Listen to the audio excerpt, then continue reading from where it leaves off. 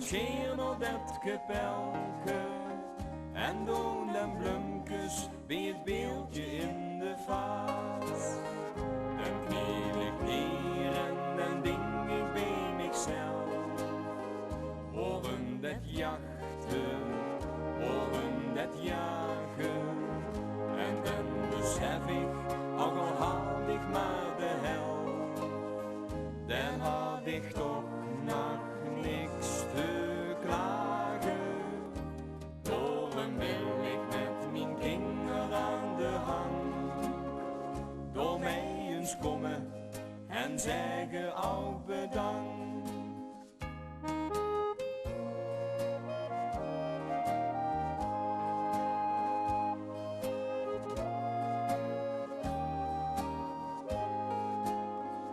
Het was al duk een toevluchtsoord, voor wie het mij geduister wordt. Het is een plek om altijd weer te komen. Wie of wat, dat kan nog gar niks bommen. Het is een rustpunt om dich te bezinnen.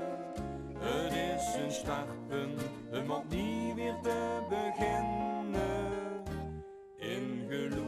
In geloer staat een kapelke, dat huurt bij Belvend, wie de maat.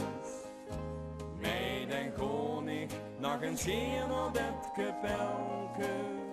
En doen den bloemkes bij het beeldje in de vaas.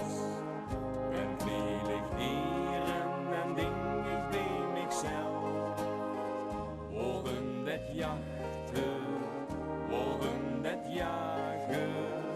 En dan besef ik, ook al had ik maar de hel, dan had ik toch nog niks te klagen. Daarom wil ik met mijn kinderen aan de hand door mij eens komen en zeggen ook bedankt.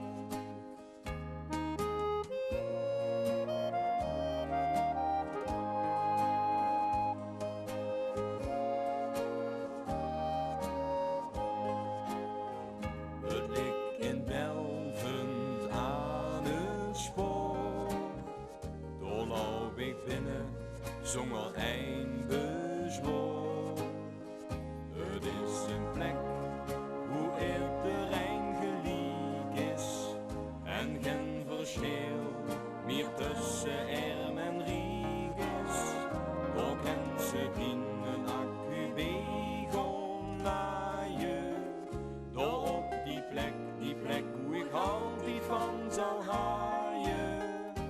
In geloer staat een kapelke, dat huurt bij Belvend, wie de maat. Mij dan gewoon ik nog een scheer naar dat kapelke. En doen den bloemkes bij het beeldje in de vaas. Dan kniel ik neer en dan denk ik bij mijzelf. Horen dat jachten, horen dat jagen. En dan besef ik, ook al had ik maar de hel, dan had ik toch nog niks te klagen.